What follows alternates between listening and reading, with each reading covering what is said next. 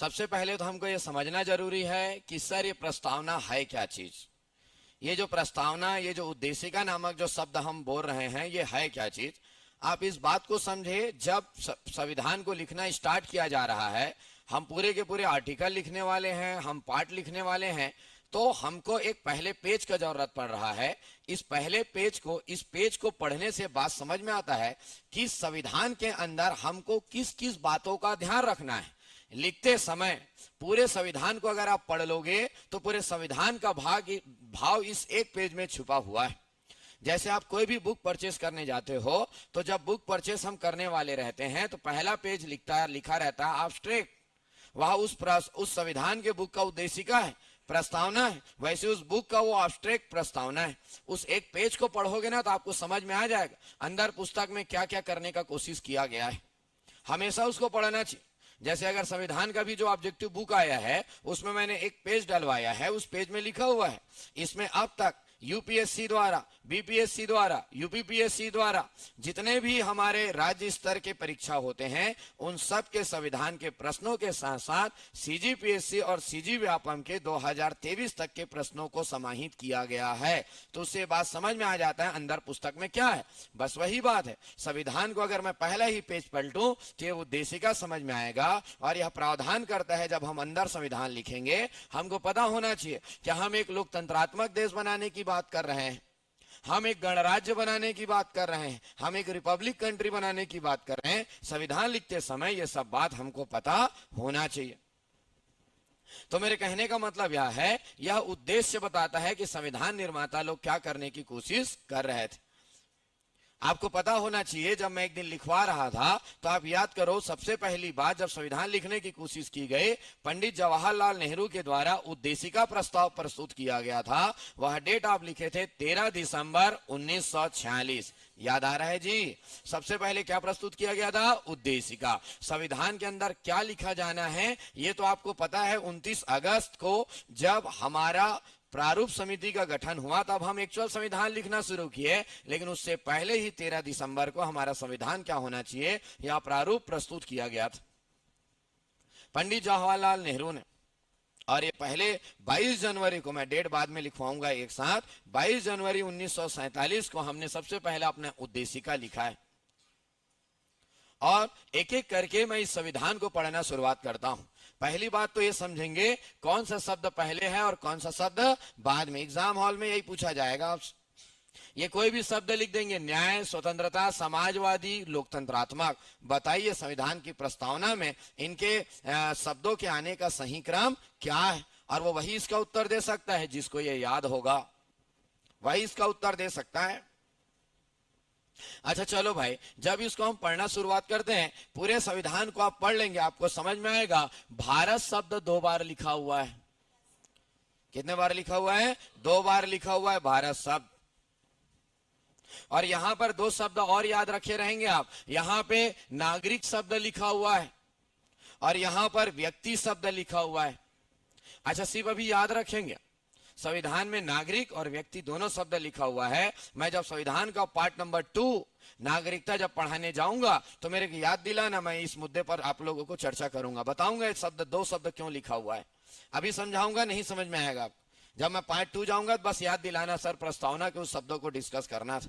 अच्छा चलो भाई, पहला तो हम बात करेंगे हमारे संविधान में भारत शब्द कितने बार प्रयोग हुआ है? 2 बार।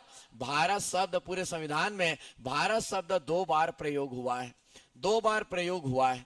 अच्छा, अगर इसमें मैं बात करूंगा तो एक एक शब्दों का हम मीनिंग समझते हैं, हर शब्द का अपना एक व्यापक मीनिंग है। अच्छा, जब संविधान को लिखा गया तो पहला शब्द यहाँ पे प्रयोग किया गया है हम भारत के लोग। एक शब्द प्रयोग किया गया है हम भारत के लोग, ये शब्द प्रयोग किया है। We the people of India, हम भारत के लोग। इसका मतलब जो संविधान को लिखा जा रहा है ना, संविधान को जो लिखा जा रहा है वो कोई संविधान सभा के लोग नहीं लिख रहे हैं, एक्चुअल में पूरे भारत देश के लोग संविधान को लिख रहे हैं। हम भारत के लोग, नहीं तो संविधान सभा में बैठे हो 299 मेंबर यहाँ पे ये लाइन भी लिख सकते थे, हम संविधान सभा के लोग। लेकिन वो कितने समझदार थे सोचो। बोले भले हम 299 मेंबर हैं, लेकिन हम 299 मेंबर को तो पूरे भारत देश की जनता ने चुनाव जिताकर भेजा है ना। इसका मतलब संविधान को कौन लिख रहा है? हम भारत के लोग। हम ही लोग लिखे हैं, तो संविधान के निर्माता हम लोग हैं। हमारा जन्म भी नहीं हुआ था उस समय, फिर भी अगर इस प्रस्तावना को पढ़ूंगा समझ में आ जाएगा उस समय जो भारत के लोग थे उन सब ने संविधान को लिखा हुआ है। यह शक्ति का स्रोत है। हम भारत के लोग, अगर मैं बात करूं, यह शक्ति का स्रोत है कि संविधान को कौन लिख रहा है? पूरे भारत देश की जनता।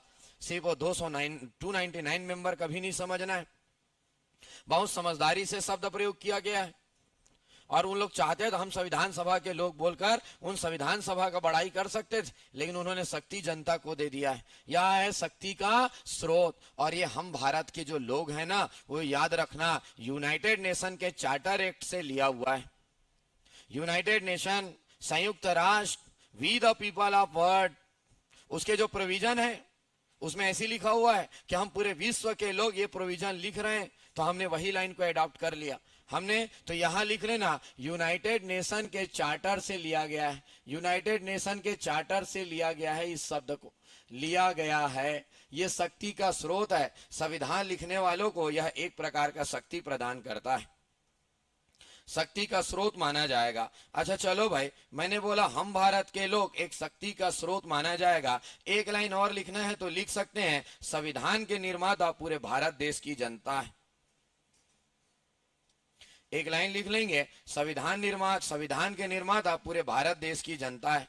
अच्छा चलो भाई, हमने बोला हम भारत के लोग, संविधान लिखने वाले पूरे भारत देश के लोग। अच्छा, उसके बाद एक शब्द लिखा हुआ है, भारत को एक संपूर्ण प्रभुत्व समाजवादी लिखा हुआ है। यहाँ पे हम बात करते हैं संपूर्ण प्रभुत्व संपन्न। पहले हम एक शब्द लिखते हैं, इसका मीनिंग समझते हैं। सोवरेन, संपूर्ण प्रभुत्व संपन्न, इसका मतलब ये लाइन का बहुत बड़ा मीनिंग होता है कि भारत अपने आंतरिक एवं बाह्य मामलों में शक्ति संपन्न है। अगर इस भारत देश के जो भी आंतरिक व बाह्य मामले होंगे, ये आंतरिक और बाह्य जो भी मामले होंगे, इन सब का निर्णय हम खुद लेंगे। अगर भारत देश के अंदर कोई आंतरिक अशांति आती है, लोग अगर लड़ भिड़ जाते हैं, हिंदू मुस्लिम लड़ाई झगड़ा हो जाता है, उन सब के लिए हम संपन्न हैं, हम इस मामले का निपटान कर लेंगे। और अगर हमारे ऊपर किसी देश का आक्रमण होता है, चीन का आक्रमण होता है, पाकिस्तान का आक्रमण होता है, उसका भी निर्णय हम स्वयं लेंगे। हमारे ऊपर किसी और की प्रभुत्व नहीं है। हम बताना चाह रहे हैं, वो ब्रिटेन जो हमको छोड़कर गए हैं ना, उसका तो खासकर कोई प्रभुत्व नहीं है। हम अपनी रक्षा करने में संपन्न हैं। तो संपूर्ण प्रभुत्व संपन्न उस देश को कहा जाता है जो देश आंतरिक एवं बाह्य मामलों में अपनी रक्षा करने में, निर्णय लेने में सक्षम होता है, स्वतंत्र होता है। तो भारत एक संपूर्ण प्रभुत्व संपन्न है। आज हमको किसी से भी युद्ध लड़ना रहता है दोस्त, चीन के साथ हमको क्या संधि करना रहता है? हम किसी देश को पूछने जाते हैं क्या? नहीं। हम ब्रिटेन को पूछने जाते हैं क्या? नहीं। हम आंतरिक एवं बाह्य मामलों में खुद निर्णय लेते हैं, उसको प्रभुत्व कहा जाता है। हमारी प्रभुत्व हमारे पास है, हम किसी के अधीन नहीं है। इसमें अगर मैं बात करूं तो एक दो लाइन आप लिख सकते हो। संपूर्ण प्रभुत्व संपन्न मतलब भारत अपने आंतरिक एवं बाह्य मामलों में स्वतंत्र है, निर्णय लेने के लिए स्वतंत्र है, शक्ति संपन्न है। ये लो भाई, अगर हम जीते तो उसके जिम्मेदार भी हम होंगे, अगर हम हारे तो उसके भी जिम्मेदार हम ही होंगे। संपन्न है। अच्छा मैं बोलता हूं, अच्छा आपको क्या बोल सकता हूं मैं? आप सब स्टूडेंट यहां पे बैठे हो, आपको बोल सकता हूं कि आप संपूर्ण प्रभुत्व संपन्न हो। आपके ऊपर किसी और की प्रभुत्व है? पक्का? कौन है यहां पर जो संपूर्ण प्रभुत्व संपन्न आप अपने आप को कह सकते हो? ना आप हो ना मैं हूं। मैं भी एक बहुत बड़ी जिम्मेदारी लेकर चल रहा हूं, लेकिन मेरे ऊपर भी मेरे माँ बाप की अभी भी प्रभुत्व है। उन लोग भी बहुत सारे काम में मेरे को टोक देते हैं, ये गलत है और ये सही है। तो मैं भी अभी संपूर्ण प्रभुत्व संपन्न नहीं हूं। आप भी नहीं हो, आप तो बिल्कुल नहीं हो। सही बोल रहा हूं? आप तो अभी छोटे छोटे निर्णय नहीं ले सकते, आप लेने भी नहीं चाहिए। लेकिन एक समय आएगा जब हम ही हमारे घर के संपूर्ण प्रभुत्व संपन्न होंगे, जब अंतिम निर्णय हमारे द्वारा संपादित किया जाएगा। जब हमारे घर के अन्य लोग हमसे पूछेंगे और वो काम करेंगे तो उस समय आप कहोगे कि सर हम भी अब संपूर्ण प्रभुत्व संपन्न है। जब आपके आंतरिक और बाह्य हर मामले में आप ही निर्णय लेंगे, कोई और निर्णय नहीं लेगा, तो उस समय आप संपूर्ण प्रभुत्व संपन्न हो जाओगे। बात समझ में आ रहा है क्या? अगर मैं बात करूं बांग्लादेश, क्या संपूर्ण प्रभुत्व संपन्न देश है? अपने आंतरिक और बाह्य मामले खुद लेते होंगे निर्णय कि किसी और से पूछता होगा? खुद ही निर्णय लेता है। तो ये सब देश अपने आप को क्या बोलकर रखा है? संपूर्ण प्रभुत्व संपन्न। ये लो भाई, जब आपने आंतरिक और बाह्य मामले में, और हम यही इसके तहत एक संदेश देना क्या चाह रहे हैं, हमारे ऊपर अब ब्रिटेन की कोई भी प्रभुत्व नहीं है। हम उस बात को लिखकर इसको बताना चाह रहे हैं। जो 2014 में जो कंगना रनौत ने जो एक बहस छेड़ा था पूरे भारत देश में कि भारत अभी भी अंग्रेजों के गुलाम है, भारत आज भी डोमिनियन स्टेटस का दर्जा प्राप्त किया हुआ है, तो उन्होंने भारत देश का प्रस्तावना नहीं पढ़ा था, संविधान का प्रस्तावना नहीं पढ़ा था। उनको उत्तर वहीं पे मिल जाया रहता कि भाई इस लाइन को पढ़ने से समझ में आता है कि भारत किसी के अधीन नहीं है। वह एक बहुत दिनों तक बहस का मुद्दा चलता रहा और जबरदस्ती बहुत बहस का मुद्दा चलता रहा। बहुत लोग उसको मुद्दा बना दिए। अगर आप उसमें ध्यान नहीं देते तो मुद्दा नहीं बनता, लेकिन एक मुद्दा था, भारत अपने हर मामले में संपन्न है। अच्छा, हम एक घोषणा कर दिए, हमारे ऊपर किसी की प्रभुत्व नहीं है। अगला कौन सा शब्द है? समाजवादी, सोशलिस्ट। यहाँ पर इस शब्द के भी बहुत बड़े मीनिंग है। यहाँ पे एक शब्द लिखा मैंने, समाजवादी। भारत एक समाजवादी देश है। अच्छा, अगर मैं बोल रहा हूं भारत एक समाजवादी देश है, इसका मतलब हर मामलों में संसाधनों पर, याद रखेंगे, संसाधनों पर सरकार का नियंत्रण होगा। ये लो भाई, संसाधनों पर सरकार का नियंत्रण होगा। एक समाजवादी देश, पूरे जितने भी रिसोर्सेस है ना, उस पे गवर्नमेंट का कंट्रोल है। अच्छा, मैं बोलता हूं आपके नाम पर अगर कोई जमीन भी होगा ना दोस्त, तो अभी आपको वो जमीन सिर्फ आपके जीवन यापन के लिए है। जिस दिन जरूरत पड़ेगा ना उस जमीन पर इंडस्ट्री डालना है, सरकार आपके जमीन को छीन लेगा। वहां पे सड़क बनाना है ना, तो जमीन को छीन लेगा। नहीं समझ में आया तो आपको यहीं का उदाहरण देता हूं आपको। यहाँ पे जो तात्यापारा चौक से लेकर शारदा चौक तक चौड़ीकरण का काम शुरू होने वाला है। अभी आप देखेंगे अगल बगल में जितने भी दुकान है ना, उनकी जमीन को छीन लिया जाएगा और सड़क बना दिया जाएगा। वो दावा नहीं कर सकते मेरा जमीन है, आप कैसे छीन रहे हो। समाज के विकास के लिए पहला प्राथमिकता दिया जाएगा, व्यक्तिगत विकास को बाद में। भारत एक समाजवादी देश, समाज प्रथम है। समाज का विकास पहला है, समाज का विकास प्रथम है। अगर समाज का विकास करना है, पहले प्राथमिकता दिया जाएगा व्यक्तिगत विकास को बाद में, व्यक्तिगत विकास को बाद में। ये एक समाजवादी देश का उदाहरण होता है। पब्लिक वेलफेयर के लिए हमको पहले कार्य करने होते हैं। अगर मान लो जाए अभी मुकेश अंबानी, धीरू अंबानी, या मैं बात करूंगा अडानी, अगर इनके धन संपत्ति लगातार बढ़ रहा है और एक तरफ अगर लोगों में गरीबी लगातार ज्यादा आ रहा है ना, एक ऐसा भी वक्त आ सकता है अगर ये भूखमरी में आ जाए और इसको धन की जरूरत पड़ा तो उस अमीर के धन को छीन कर उनको लोगों में, गरीब लोगों में बांटा जा सकता है। क्योंकि हमको समाज का डेवलपमेंट पहले देखना है, व्यक्तिगत बाद में देखना है ये समाज। इसीलिए बहुत बार ऐसे निर्णय लिए जाते हैं जहां लोगों की संपत्ति को छूना जाता है। समाजवादी देश का एक उदाहरण बताता हूं, 1973 में, बाद में बताऊंगा आपको। केशवानंद भारती नामक केरल का एक मठ था, उसके 1300 एकड़ जमीन को छीन लिया गया और उस 1300 एकड़ जमीन को छीन कर लोगों में बांट दिया गया। क्योंकि समाज के लिए वो जमीन जरूरी है। आप अकेले के लिए इतना जमीन होने के बजाय उन लोगों तक पहुंचाना जरूरी है। 1979 में मैं बता दूं, इंदिरा गांधी ने एक लाइन यूज कर दिया था, एक कानून बना दी कि किसी भी व्यक्ति के पास 30 एकड़ से ज्यादा जमीन नहीं होगा। और उस समय जो गांव के जो बड़े बड़े जमींदार और गौंठिया बने रहते थे ना, जिसके पास 150 एकड़ 200 एकड़ जमीन हुआ करता था, सबके जमीन को इंदिरा गांधी छीन ली और गरीब लोगों में 2-2 एकड़ 3-3 एकड़ बांट दी। ये बोलो एक आदमी इतना जमीन लेकर बैठा हुआ है ना, इतना जमीन आपको जरूरत नहीं जीने खाने के लिए, बाकी को ज्यादा जरूरी है। तो ऐसा निर्णय ली थी वो, 30 एकड़ से ज्यादा जमीन नहीं, तो रातों रात लोग ट्रांसफर कराए नाम को, अपने नाम पर 3, अपने बीवी के नाम पे 30, बच्चे के नाम पे 30, बेटी के नाम पे 30, ऐसे 30-30 करके 400 एकड़ का व्यवस्था करते थे। रातों रात पटवारी हस्तांतरण करता था। और उस समय तो ऑनलाइन था नहीं, बैक डेट में जाकर नामांतरण हुआ था।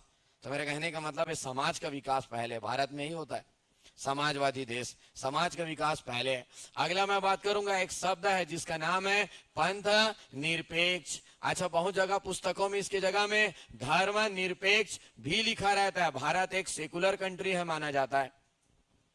धर्मनिरपेक्ष, अच्छा धर्मनिरपेक्ष का पहले मैं एकदम एग्जैक्ट मीनिंग बताता हूं।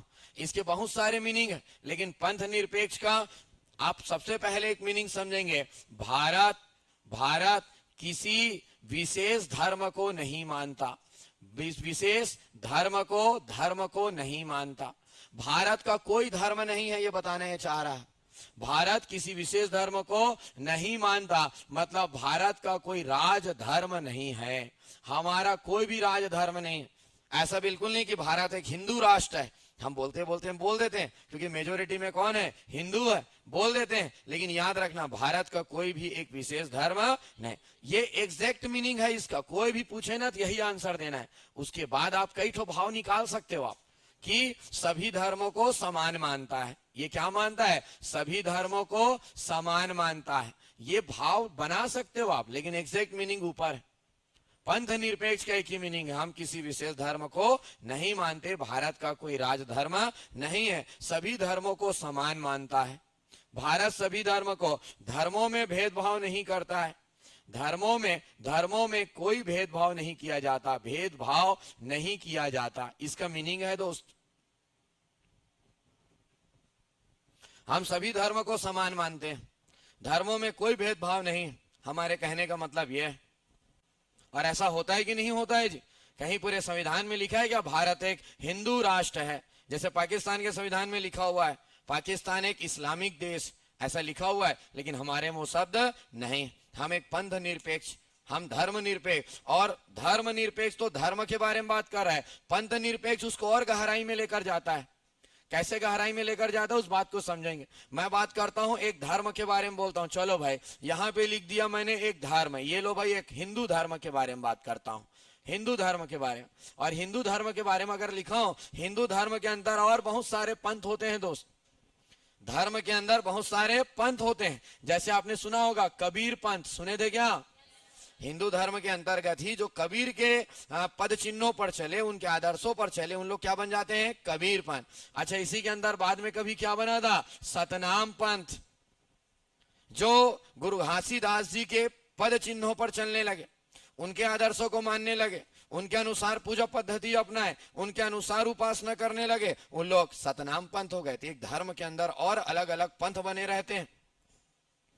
हम और गहराई में तो हम संविधान में पंथ निरपेक्ष लिख कर बताना चाह रहे हैं, हम एक एक धर्म तो छोड़ो, ये हिंदू धर्म, ये वाला मुस्लिम धर्म, हम धर्म तो छोड़ो, धर्म के अंदर जो पंथ होते हैं ना, उसमें से पंथ को भी नहीं मानते। धर्म तो बहुत बड़ी बात, हम किसी पंथ को भी नहीं मानते कि हम इस पंथ वाले हैं। तो पंथ निरपेक्ष शब्द और गहराई में लेकर जाता है, हम किसी पंथ को नहीं मानते। और समय समय पर एक धर्म के अंदर बहुत सारे पंथ अपने अपने हिसाब से बनते रहते। अब अभी अगर मैं बताता हूं, अभी अगर प्रदीप मिश्रा चाहे ना तो एक नया पंथ का स्थापना कर सकता है, शिव पंथ, वो कर सकता है वो रियल में। और मैं बताऊं, अगर वो पंथ का स्थापना करे ना, बहुत लोग उस पंथ को अपना लेंगे, घर में भगवान बदल देंगे। बोल देगा ना नवरात्रि में पूजा करना बंद करो, बहुत लोग उस घटना से मृत्यु हो जाता है, गणेश विसर्जन करना बंद करो, बहुत लोग डूब जाते हैं। ये गलत है। शिव शंकर भगवान में जाकर जल चढ़ाओ, आपको ये मिलेगा। रियल में बंद करवा देगा वो आदमी। और वो 8-10 ठो आदर्श बना ले और लोगों को रटवा दे। कोई करे या ना करे, महिलाएं तो जरूर ज्वाइन कर लेंगी, एक घर में 2 ठो हो जाएगा। सही बता रहा हूं, किसी घर में हो या ना हो, मेरे घर वाले जरूर बदल जाएंगे। ये जोरदार आदमी है, ये काम में मेरा वैल्यू नहीं है भाई उसके सामने। तो मेरे कहने का ऐसी तो होता था, पहले भी ऐसी होता था। आप चले जाओ हरियाणा और पंजाब में, आपको ऐसे हजारों पंथ मिलेंगे जो गुरु बने बैठे हैं, अलग पंथ बना दिए। राम रहीम क्या छोटा मोटा कहानी था, आसाराम क्या छोटा मोटा कहानी था। ये लोग लोगों को अपने हिसाब से पूजा पद्धति सिखा देते हैं। अच्छा, एक जन और था जी जो कहीं भी मंदिर भेज देता था। वो क्या था? वो एक ठो निर्मल बाबा, वो तो और गजब टाइप का आदमी था। मैं उनका बहुत अच्छे से जान रहा हूँ। जब निर्मल बाबा आए थे ना, तो लोग अपना भगवान बदल दिए थे, और वहां से पूरे भगवान, शिव भगवान, विष्णु भगवान सब गायब, देवी माता गायब, निर्मल बाबा का फोटो, उसका पूजा करते थे लोग। हाँ, तो ये खैर ऐसे बने। मेरे को भी लगता है ये जोरदार तरीका है, लगता है मेरे को लगा है। मैं भी लगता है वो वाला वेशभूषा धारण करके मास्क, क्या लगता है मेरे बातों से प्रभावित होंगे लोग? कहीं आप लोगों के बातों से मैं शुरू ना हो जाऊं। जोरदार है भाई, इतने लोग एक साथ इकट्ठा हो जाओ, एक जगह बैठो, पूरा भारत देश में राज करो, वाह क्या काम है, जोरदार। क्या बता रहे, पूरा कर्म करना छोड़ दो, शिव भगवान में पूजा। हम लोग बेवकूफ हैं जो चिल्ला रहे हैं इधर, गला फाड़ रहे हैं पानी पी पी कर। खैर, तो मेरे कहने का मतलब है, ये बोलता है पंथ निरपेक्ष मतलब पंथों के बीच में कोई भेदभाव नहीं होगा। तो ये मैंने बोला धर्मनिरपेक्ष, इस कभी भी बोले, इवन पेपर में प्रश्न भी आता है धर्मनिरपेक्ष का वास्तविक अर्थ क्या होता है, और ऐसा ही लिखा रहेगा, पहला ये लिखा रहेगा, दूसरा ये लिखा रहेगा, तीसरा ये लिखा रहेगा। सब के सब सोचेंगे सब तो एक ही बात बोल रहा है, लेकिन वास्तविक मीनिंग ये है, किसी भी भारत का कोई भी धर्म नहीं, हमारा कोई धर्म ही नहीं, धर्म नामक शब्द ही नहीं। अच्छा चलो भाई, पंथ निरपेक्ष के बाद एक शब्द बोलता हूं जिसको कहा जाएगा लोकतंत्रात्मक, डेमोक्रेटिक। भारत एक लोकतंत्रात्मक देश, लोकतंत्रात्मक, लोकतंत्र, लोक मतलब जनता, लोक मतलब अगर मैं बात करूंगा जनता, और तंत्र मतलब होता है शासन। यहां पे किसका शासन चलेगा जी? जनता का शासन चलेगा।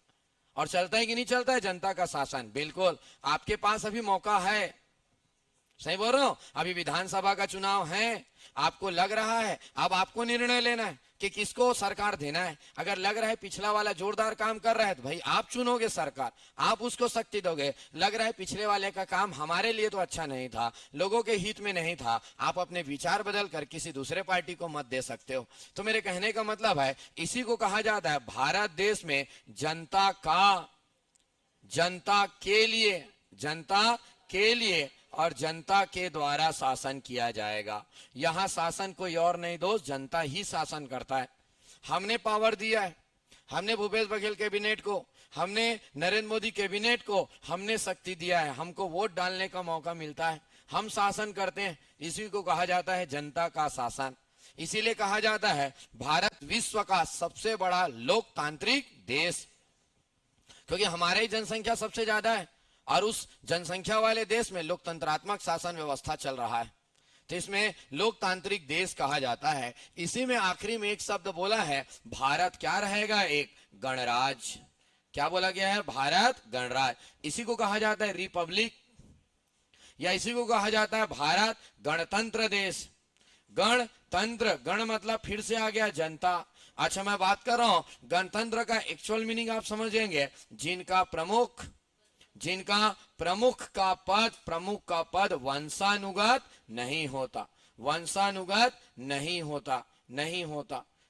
अच्छा हमारे भारत के प्रमुख कौन है जी? पूरी शक्ति किसके अंदर है? क्या राष्ट्रपति का पद वंशानुगत है?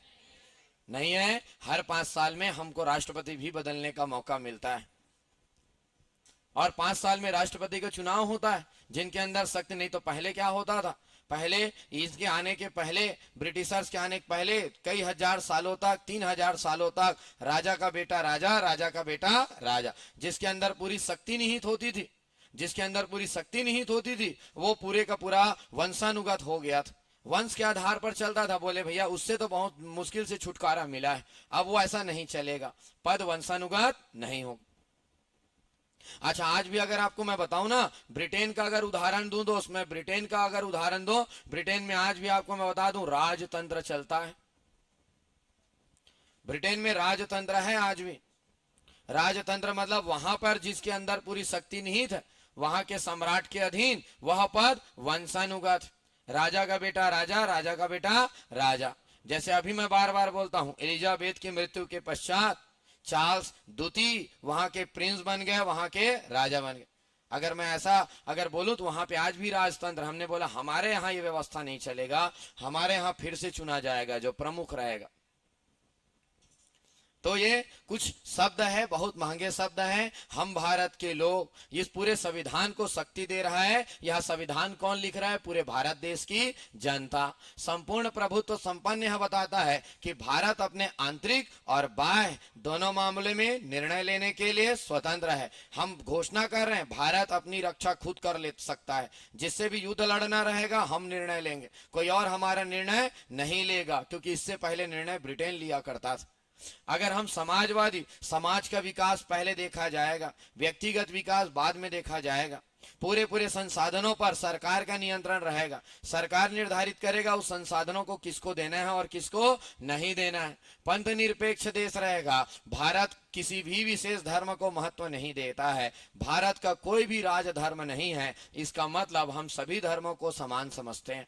अगर मैं बात करूंगा लोकतंत्रात्मक, मतलब यह ऐसा देश बनने वाला है जहां जनता का शासन चलेगा। आज अगर मैं शासन के बारे में बात करूं, केंद्र में मोदी गवर्नमेंट का शासन है, इसको आपने 2019 में चुना था। आज अगर छत्तीसगढ़ में बोलूं, आज भूपेश बघेल कैबिनेट का शासन चल रहा है, इसको आपने 2018 में चुना था। इसलिए उन लोग शासन कर पा रहे हैं। हम डिसाइड करेंगे आम जनता कि किसके अंतर्गत तंत्र चलाने की, प्रशासन चलाने का हम शक्ति देंगे और किसको नहीं देंगे। जनता का शासन चलेगा, जनता के लिए होगा, जो जनता द्वारा चुना जाएगा। और मैंने बोला गणराज्य है, भारत एक गणराज्य है जिसका प्रमुख कभी भी वंशानुगत नहीं। और यही बात अब मैं आपको बताता हूं, ये भाव आपको अंदर देखने को मिलेगा। जब संविधान में हम भारत देश के पूरा संवैधानिक प्रमुख राष्ट्रपति होगा ना, तो राष्ट्रपति का पद कैसे होगा, तो राजा का बेटा राजा नहीं होगा, हर 5 साल में चुना जाएगा, ऐसा हमको लिखना पड़ेगा। क्योंकि हमने प्रस्तावना में क्या लिख रहा है, भारत क्या बनने वाला है, गणतंत्र। अच्छा, इसके बाद मैं बड़े बड़े शब्द शुरुआत कराता हूं। यहां पर एक शब्द लिखा हुआ है, कौन सा शब्द है, न्याय। कौन सा शब्द है, न्याय। और क्या लाइन लिखा हुआ है, भारत के समस्त नागरिकों को क्या दिलाना है, न्याय। कितने प्रकार के न्याय, 3। कौन कौन सा, सामाजिक, आर्थिक और राजनीतिक न्याय। तो याद रखना, संविधान की प्रस्तावना में कितने प्रकार के न्याय हैं, 3। अच्छा चलो भाई, यहां पर मैंने बोला एक शब्द आया है, शब्द कौन सा हमारा, न्याय। जस्टिस के बारे में बात कर रहे हैं, और अगर हम जस्टिस के बारे में बात कर रहे हैं, कितने प्रकार के जस्टिस हैं, 3। अच्छा, तीनों याद रखेंगे। एक कौन सा है, सामाजिक, एक कौन सा हमारा, आर्थिक, एक कौन सा हमारा, राजनीतिक। हम भारत के लोगों को पहले तो याद रखेंगे, भारतीय संविधान में कितने प्रकार का न्याय है, 3। और अगर 3 प्रकार का न्याय है तो ये बताना चाह रहे कौन कौन सा न्याय, सामाजिक। अच्छा, कैसे सामाजिक न्याय मिलेगा जी, भारत देश के लोगों में कैसे सामाजिक न्याय, सामाजिक तौर पर कोई भेदभाव नहीं होगा। समाज में लिंग आधार पर कोई भेदभाव नहीं होगा, लिंग के आधार पर, रंग के आधार पर, रंग के आधार पर, लिंग के आधार पर कोई भेदभाव नहीं होगा। इन सब आधारों पर, रंग के आधार पर कोई भेदभाव नहीं होगा। आधार पर, धर्म के आधार पर, जाति के आधार पर, जाति के आधार पर कोई भेदभाव नहीं होगा। पर कोई भेदभाव नहीं होगा, कोई भेदभाव नहीं होगा। आज होता है क्या, इस आधार पर कोई भेदभाव होता है, सरकार कोई भेदभाव करता है। आज वैकेंसी आता है, सीजीपीएससी का वैकेंसी, कभी बोलता है ये वैकेंसी सिर्फ हिंदुओं के लिए है, कभी बोलता है यह वैकेंसी सिर्फ और सिर्फ जनरल या ओबीसी वर्ग के लिए है, या सिर्फ महिलाओं के लिए है, या उसमें कभी बोलता है कि सिर्फ और सिर्फ ये रंग के आधार पर है। कभी ये भेदभाव देखने को नहीं मिलेगा। तो बोला गया है कि भाई इन सब आधारों पर कोई भेदभाव नहीं किया जाएगा, सामाजिक संरचना समान होगा, और तभी हम कहेंगे सबको न्याय मिल रहा है। पहले, इससे पहले अगर मैं बात करूं ना, ब्रिटिश शासन काल में बहुत ज्यादा भेदभाव होता था। जैसे मैंने बताया था, जब संविधान सभा का गठन हुआ, 399 मेंबर आए, तो सिर्फ कितने मेंबर चुनाव जीत कर आ रहे हैं, उसमें से 15 मेंबर, सिर्फ 15 महिला चुनाव जीत कर आ रहे हैं। ये बहुत बड़ा भेदभाव बताता है, जाति आधारित बहुत ज्यादा भेदभाव होता था। अच्छा चलो भाई, मैंने बोला आर्थिक न्याय, लोगों को आर्थिक न्याय कैसे मिलेगा, जब हम लोगों में आर्थिक रूप से कोई भेदभाव नहीं करेंगे। जैसे कि एक महिला अगर नौकरी करने जा रही है, एक महिला अगर डिप्टी कलेक्टर है तब, और एक पुरुष डिप्टी कलेक्टर है तब, दोनों का वेतन समान है।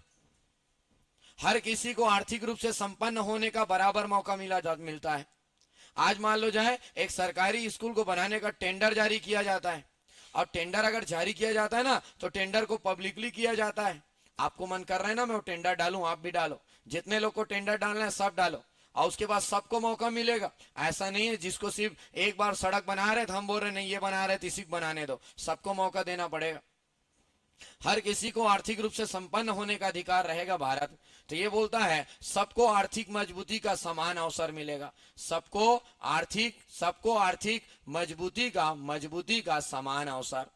और ना समझ में आए ना, तो यहां पर समान वेतन लिख लो, यहां पे समान वेतन, सबको इक्वल सैलरी मिलता है। सरकार के द्वारा। हाँ, निजी प्राइवेट संस्थान अलग अलग भले कर देते हैं, लेकिन एक्चुअल में अगर मैं बात करूं, गवर्नमेंट कोई भेदभाव नहीं करता है। आप कोई भी काम करो, चाहे महिला चाहे पुरुष, सबको समान इनकम दिया जाता है, सैलरी दिया जाता है।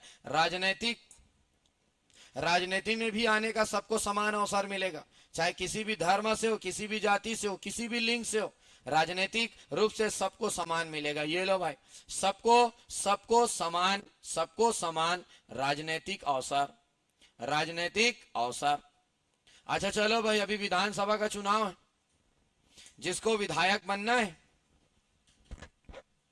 हर कोई फॉर्म भर सकता है, उम्मीदवारी कर सकता है, जिसका 25 वर्ष का आयु पूर्ण हो चुका है और जो छत्तीसगढ़ का निवासी हो,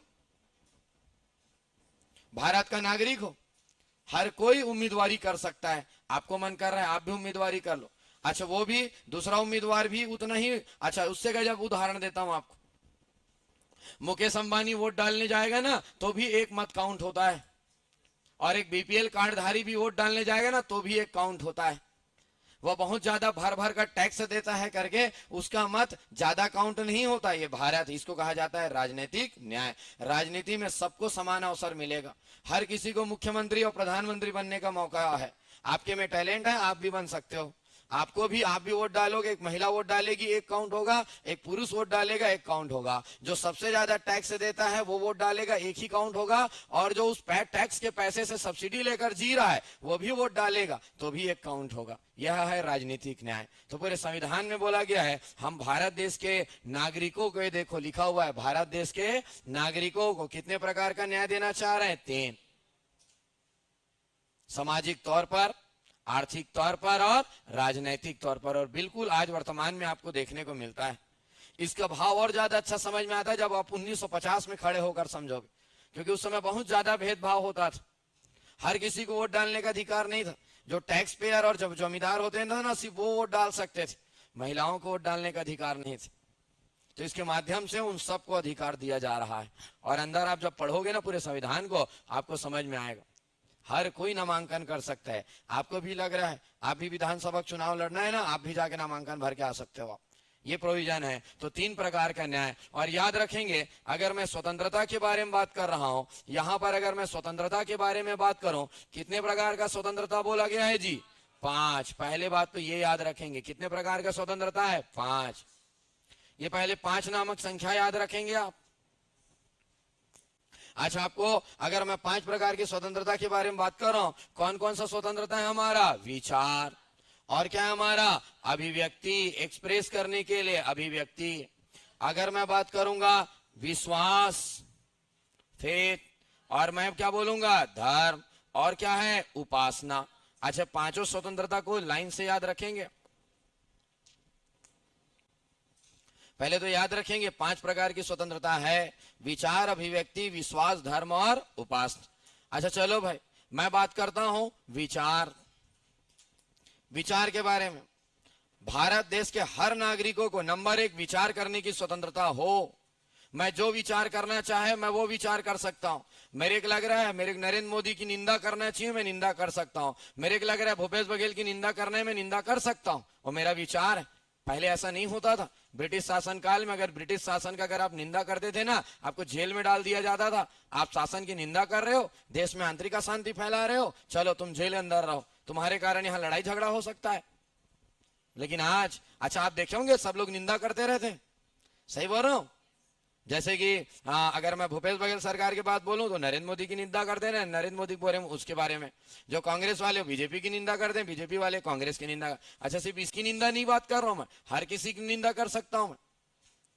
मतलब मैं क्रिकेट खेलने वाले प्लेयरों के बारे में भी निंदा कर सकता हूं।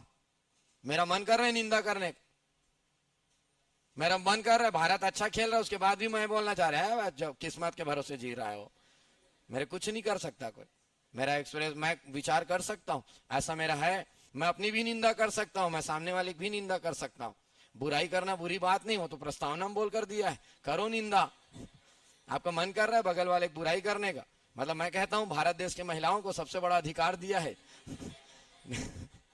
विचार। पड़ोसी की निंदा, सास बहू की निंदा, ये उसका बहुत बड़ा प्रस्तावना में निहित स्वतंत्रता है वो बात अलग, उसको नहीं पता था ये बात, तो विचार करने की। अच्छा, दूसरा अगर मैं बात करूं, अभिव्यक्त करना, एक्सप्रेस करना, और मैं अपने विचारों को जिस माध्यम से एक्सप्रेस करना चाहूं वैसा एक्सप्रेस कर सकता हूं। मैं कार्टून बना बनाकर मैं एक्सप्रेस करना चाह रहा हूं। मैं अगर ऐसा निंदा करना चाह रहा हूं, जैसे अगर मैं बोलूं कि अगर मैं बोलना चाह रहा हूं भूपेश बघेल गोबर वाला सरकार है, तो मैं बहुत सारा गोबर बना दिया, उसमें भूपेश बघेल को खड़ा कर दिया, मैं बोला ऐसा सरकार है जोरदार, मैं कर सकता हूं। मेरे को लग रहा है नरेंद्र मोदी पुतला फूकना है, मैं फूक सकता हूं। फूकते हैं कि नहीं फूकते हैं? घड़ी चौक में जा जाकर बढ़िया सा पुतला फूकते, ये बहुत बेकार सरकार है, क्योंकि मेरे को उस सरकार की निंदा करना ऐसा मन कर रहा था, मैंने ऐसा ही किया। मैं अगर मैं आज आप न्यूज पे तो आप आज वो देखेंगे, आज तक में आता है सो सॉरी, देखो कार्टून बनाकर दौड़ाते रहता है। वो जो स्वतंत्रता जो उनको मिला है ना, यहां से मिला है, वो लोग का मन कर रहा है, आज तक वाले को ऐसा एक्सप्रेस करने का मन कर रहा है, तो वैसा देखना सो सॉरी कुछ भी दिखाते रहता है। कोई इधर कूद गया, उधर भाग गया, इसको पैसा लेकर खरीदने चले गया, तो वैसा एक्सप्रेस करने, उसमें उसको छोड़ो, आपके दैनिक भास्कर पेपर में भी कार्टून बना बना आता है। वो कार्टून क्या, उसको एक्सप्रेस करने की स्वतंत्रता है, ये आप हर कोई कर सकता है, और हम ऐसा करते हैं। ये हमारा तो बोले संविधान निर्माता लोग सोचो कितना विचार कर रहे हैं। जिसको जो विचार कर रहे हैं भाई विचार करने दो, जिसको जैसा अपने बातों को एक्सप्रेस करने का मन कर रहा है।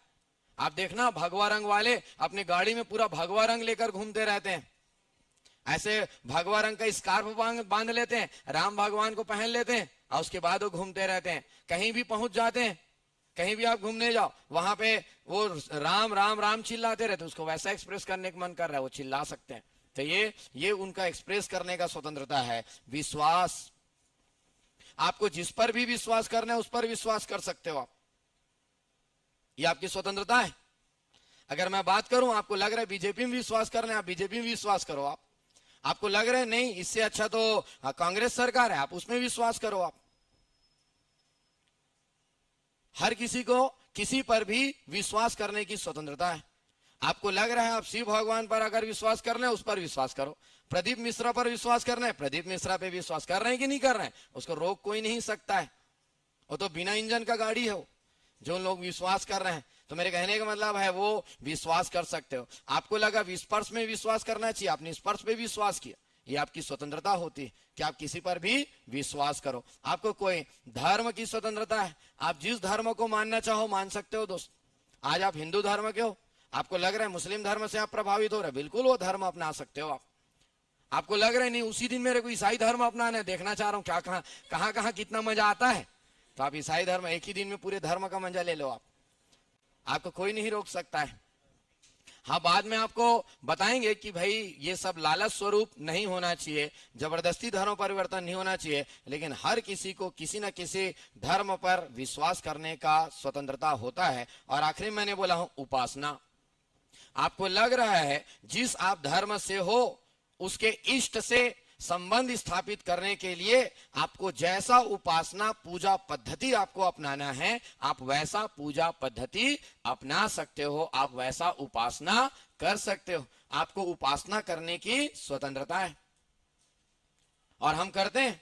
हम जैसे कि अगर मैं बात करूं, अगर हम हिंदू धर्म से हमको लग रहा है भाई नवरात्रि का अवसर आ रहा है, हमको 9 दिन उपास रहना चाहिए, खाली पैर चलना चाहिए, हमको ऐसे जो उपासना करने का जो पद्धति है, पूजा पद्धति, हम सब अपना सकते हैं। ये हमारी स्वतंत्रता है, और ये स्वतंत्रता हर धर्म के लोगों को है। आप वैसा उपासना कर सकते हो।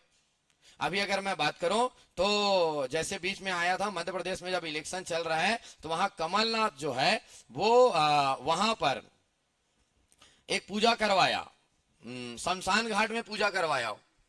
शमशान घाट में जो बैगा लोग होते हैं ना, उन लोग से पूजा करवाया।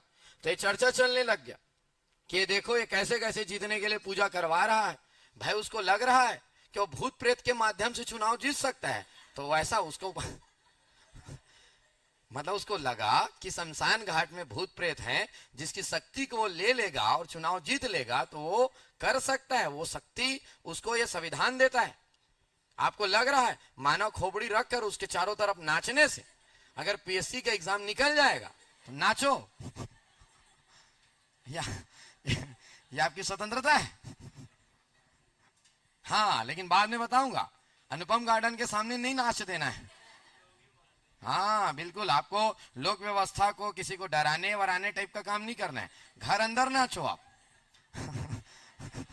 हम बताएंगे आर्टिकल नंबर 26 में प्रोविजन रियल में है, और कई लोग ऐसा किए भी हैं, जगह जगह मानव खोपड़ी रख के तांडव कर देते, मना कि भाई घर में कर, लोगों के सामने मत कर। स्वतंत्रता दिया इसका मतलब बच्चे को डरा दोगे क्या तुम? तो बोला गया है। तो मेरे कहने का मतलब स्वतंत्रता है, ये भारतीय संविधान के तहत आपको कितने प्रकार की स्वतंत्रता? 5। तो संविधान लिखते समय बोला गया है, हम लिखते समय यह ध्यान रखें कि भारत के नागरिकों को विचार करने की स्वतंत्रता हो। उसका जैसा विचार कर रहे भाई विचार करे, अपने विचारों को जैसा एक्सप्रेस करना चाह रहा है वो वैसा एक्सप्रेस करे। वह जिस पर भी विश्वास करना चाहता है वह उस पर विश्वास करे। वह जिस धर्म को अपनाना चाह रहा है उस धर्म को अपनाए, और वह जिस भी धर्म को अपनाकर अपने इष्ट से संबंध स्थापित करने के लिए उस जिस प्रकार का पूजा पद्धति अपनाना चाहता है वह उस प्रकार का पूजा पद्धति अपना ले। तो हमारे संविधान में किस प्रस्तावना में कितने प्रकार की सब स्वतंत्रता है? 5। और ये सब आपको मिला हुआ है, और इसी के तहत आप अपनी बातों को रख पाते हो। अच्छा, अगर मैंने बोला स्वतंत्रता, स्वतंत्रता कितने प्रकार की है? 5। अच्छा, अगला लाइन पढ़ेंगे हम। अगला लाइन समता, इक्वलिटी के बारे में बात करते हैं। अच्छा, कितने प्रकार की समता है? 2। प्रतिष्ठा और स्टेटस और अपॉर्चुनिटी के बारे में हम बात करेंगे, समता के बारे में बात करेंगे। अच्छा, पहली बात तो आप समझे, प्रस्तावना में कितने प्रकार की समता है? 2। अच्छा चलो भाई, अगर 2 प्रकार की समता है तो वह 2 प्रकार कौन कौन सा है? हमारा यहाँ पर क्या है? प्रतिष्ठा। ये लो भाई प्रतिष्ठा, और यहाँ पर क्या है? अवसर। इसका मतलब हर किसी को हर किसी को, बैठो तुम लोग, हर किसी को अपना स्टेटस बनाने का अधिकार होगा।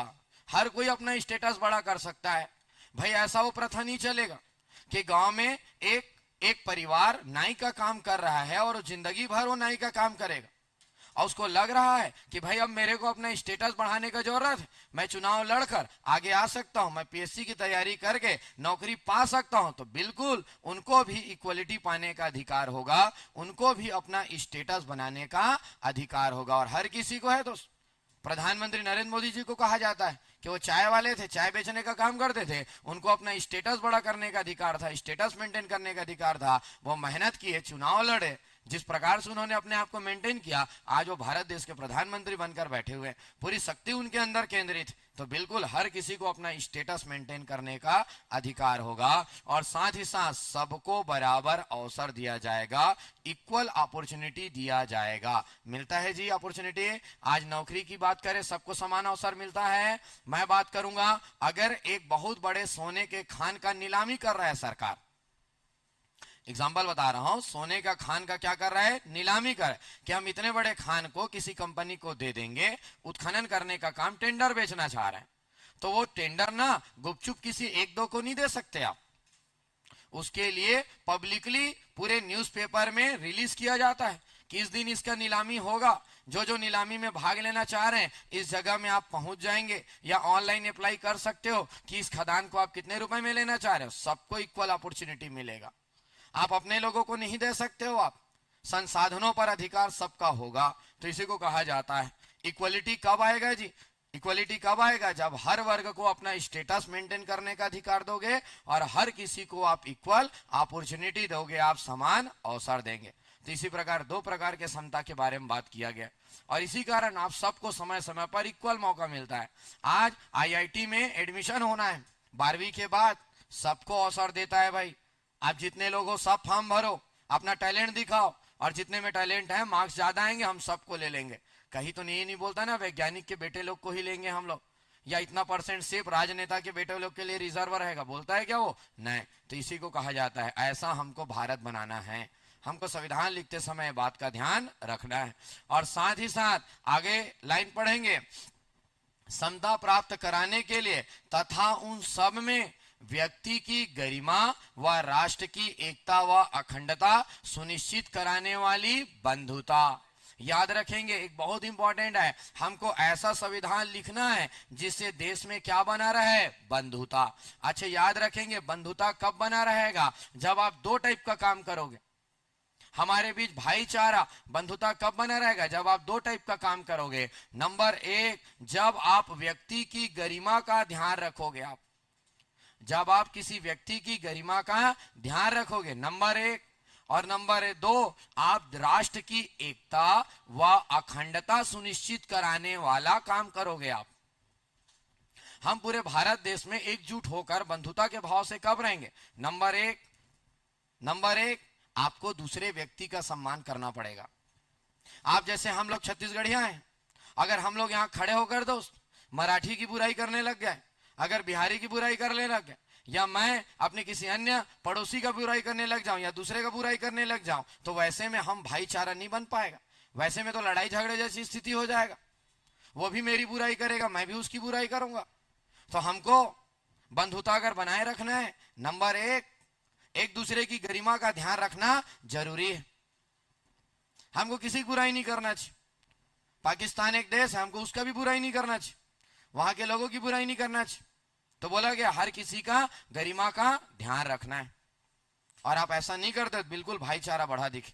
नंबर दो, हमको ऐसा काम करना है जिससे देश की एकता व अखंडता इंटीग्रिटी जो है वो बना रहे, हम एक रहे।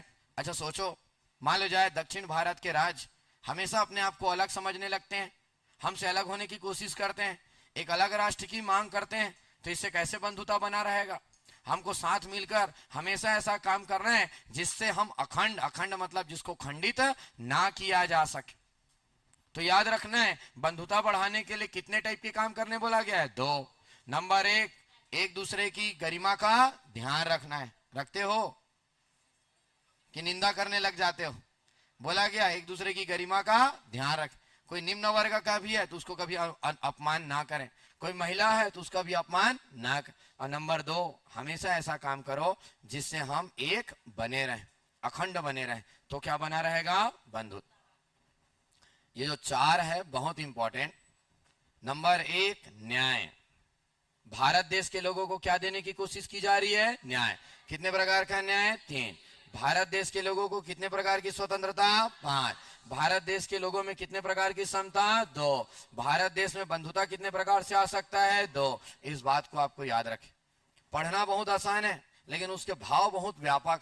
जो संविधान में एक शब्द डाले गए उसका भाव बहुत व्यापक है। और उसके बाद जब इतना हम कर डालेंगे, हम देश में ये सब बनाएंगे, देश को ऐसा बनाने की कोशिश करेंगे, और उनके लोगों को ये चार चीज जो हम देने की कोशिश करेंगे, उसके बाद बोल रहा है बंधुता बढ़ाने के लिए जो हम कार्य करेंगे, उसके बाद दृढ़ संकल्पित होकर अपनी इस संविधान सभा में आज तारीख मतलब हमारा संविधान बनकर कब तैयार हुआ? 26 नवंबर 1949।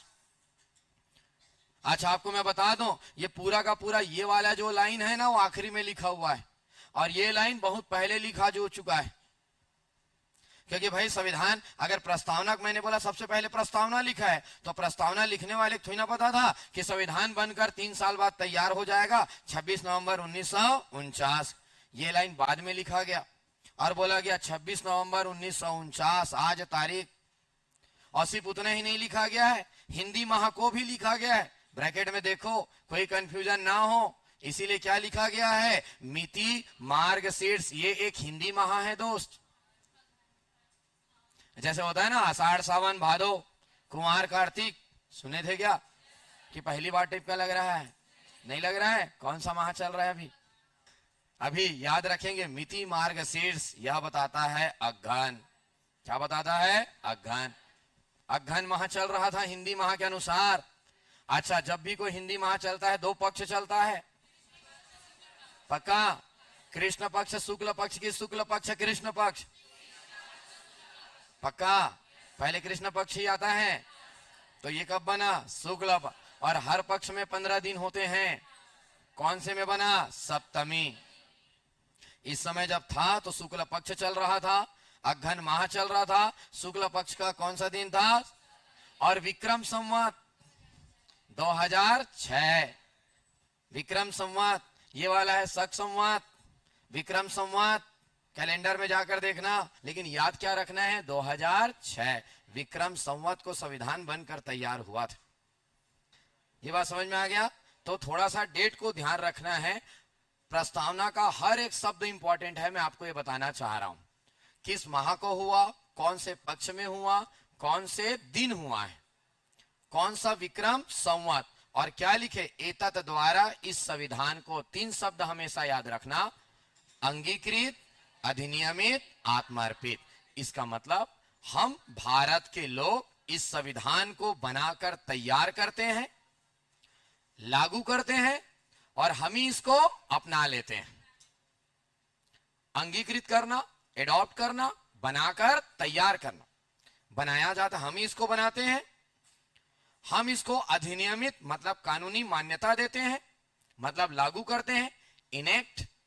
और उसके बाद हम ही भारत के तो लोग हैं ना, संविधान किसके लिए लिखा गया है? भारत के लोगों के लिए, और हम ही तो संविधान बनाए, तो हम ही उसको क्या कर लेते हैं? अपना लेते। ये 3 शब्द हमेशा आपको अरेंज करने के लिए दिया जाएगा। इन तीनों में से, और देखो याद करने की भी जरूरत नहीं है, पहले तो हमेशा बनेगा, फिर क्या होगा? लागू होगा, और फिर उसको अपना लिया जाएगा। तो ये एक शब्द है अंगीकृत, अधिनियमित और आत्मार्पित। बात समझ में आया? ये संविधान का प्रस्तावना है, इसका एक एक भाव मैंने आपको बता दिया। छोटे छोटे शब्दों में आप उसको लिख कर रखिएगा। प्रस्तावना का डिस्कशन अभी समाप्त नहीं हुआ है। प्रस्तावना को लेकर बीच बीच में न्यायालय में विवाद भी चले हैं, उस विवाद से कुछ निर्णय भी आए हैं, और बीच में एक बार ऐसा हुआ था कि प्रस्तावना में संशोधन भी हुआ है। तो कब हुआ है, क्या संशोधन हुआ है, कुछ जोड़े गए हैं कि कुछ हटाए गए हैं, ये हम कल के क्लास में डिस्कस करेंगे। कुछ समझ में आया आप लोगों को? ठीक है भाई, चलो कल मिलते हैं फिर।